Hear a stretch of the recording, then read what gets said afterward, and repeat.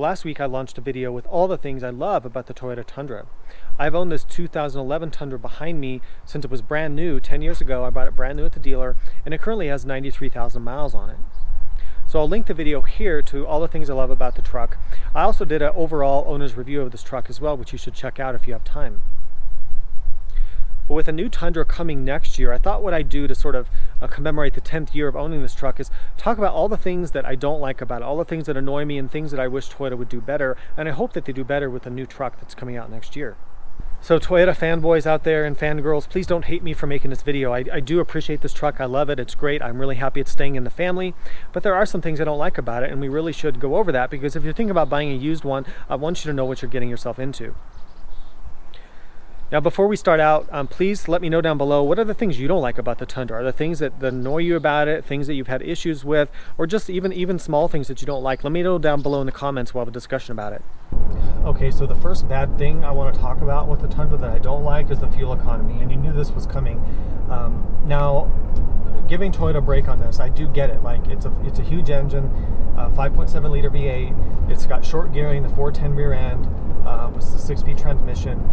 It's a bit of an older school engine design, although it's not, I guess it really isn't old school because it has variable valve timing. But it's just the truck is designed to haul and tow weight and be reliable, and the fuel economy really suffers. This 4-wheel drive model is rated at 13 city, 17 highway. Now, if you want to compare that to a modern truck, like let's say a modern F-150, so what you'll see with like a modern F-150 is something like, you know, the high teens maybe in the city, and then in the highway you might be getting 24, 25, even in a 4-wheel drive model, depending on what engine you get. So it may not sound like a huge difference, like, oh, the difference between 17 and maybe 23, but that 6 mpg difference is a huge percentage difference, because think about it, going from 17 to 23 is something like a 30 or 40% increase in fuel mileage. It's not like going from 47 miles a gallon to 53 miles a gallon. The percentage difference is huge when you're at a lower number to begin with. So, you know, this truck in its lifetime has averaged something around, you know, maybe around 15. And if you compare that to maybe a newer truck that you might average, you know, 20, that's going to make a big difference in your fuel bill when you add up, you know, let's say over 100,000 miles. So that's something you do have to keep in mind with these Tundras. But again, people will say, well, it doesn't break, it's reliable, and it's super strong, and those things are true.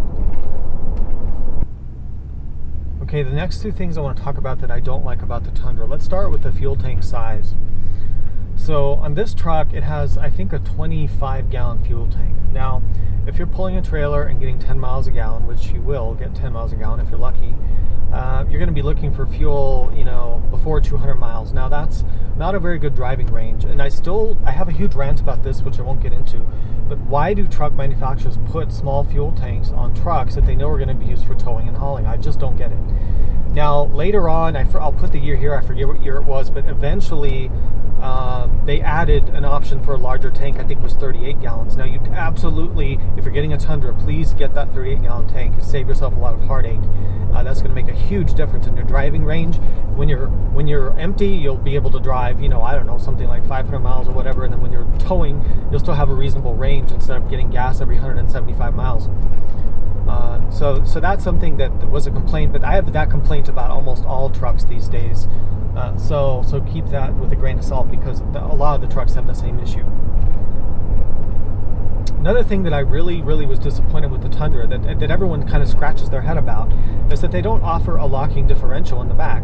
Now, all the other trucks, the Ram, the Ford, the Chevy, and the GMC, you can get an off-road package and you can get a locking rear differential in the back, and that's really important for slippery situations, when you're off-roading, or even when you're just trying to navigate some ice, snow, or some mud, maybe at a job site. The fact that they don't give you that is really terrible. Now, they give you something called Auto LSD, which is just garbage. That whole thing is baloney. All of those electronic nannies, they don't really do anything, in my opinion, at least not on this truck. They just make noise, they make a lot of clicking sounds, and they're just frustrating. They're hard to understand. The button is hard to understand turning them off.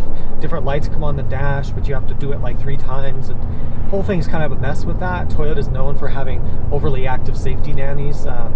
So that's just something But yeah, don't for a minute think that those electronic, auto LSD is going to do anything. That really doesn't. In my experience, it doesn't do anything. Now, if you disagree, please let me know down in the comments. Maybe I'm totally wrong about that.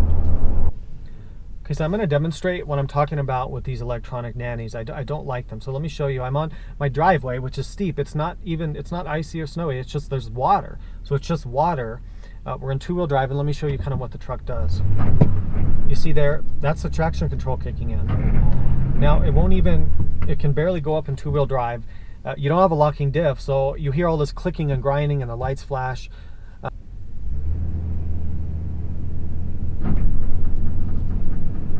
There we go. It just doesn't really instill confidence. You can hear the ABS pump going crazy. It's just I just don't like this system. Maybe it works for some people, but it's just not for me.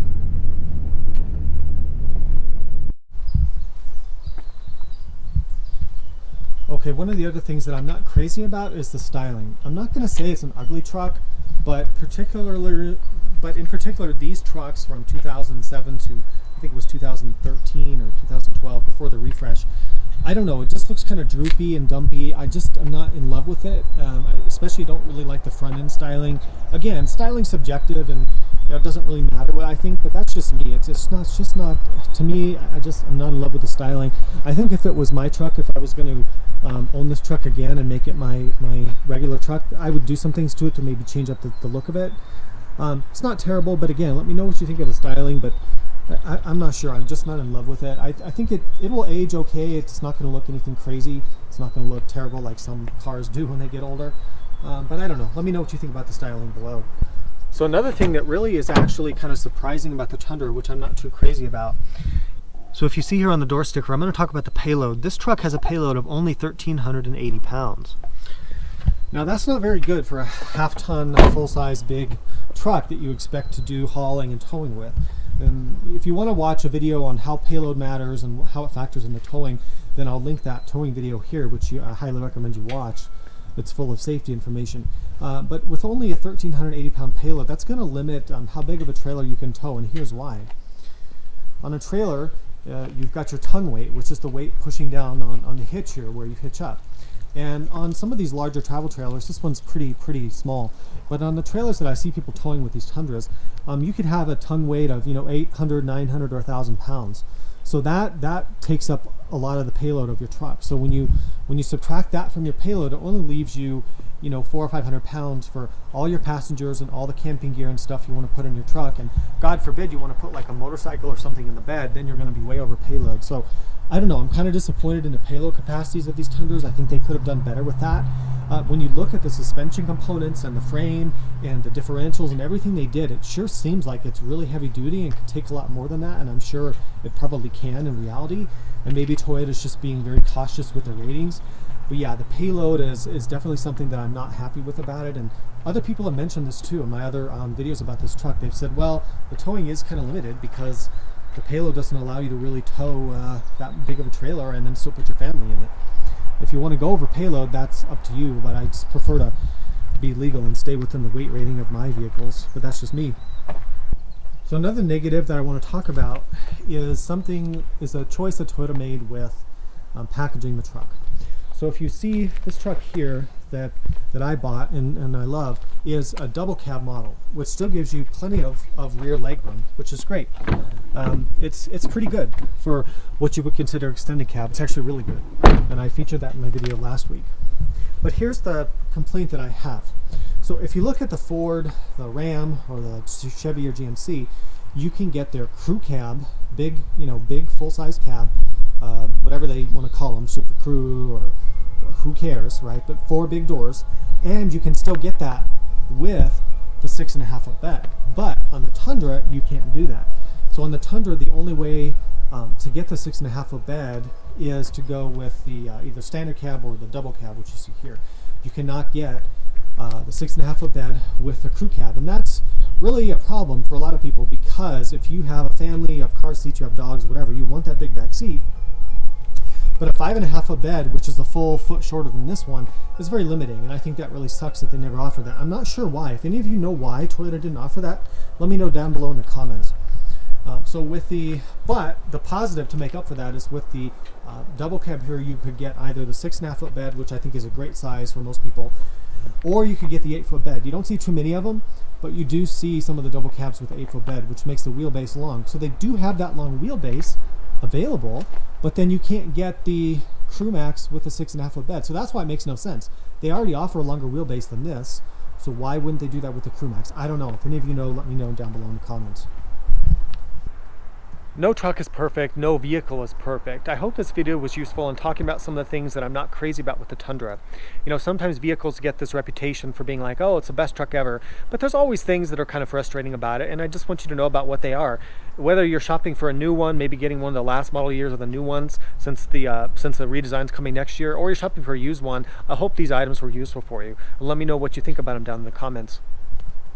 Now, we all hope that the new redesigned Tundra is going to be as durable and reliable and well engineered as this one was. I certainly hope it will be, because Toyota's reputation is resting on it. If this video was useful for you, please hit the thumbs up. Please subscribe to the channel if you haven't already for more truck and RV videos. We'll see you next time. Drive safe, and thanks again for your support.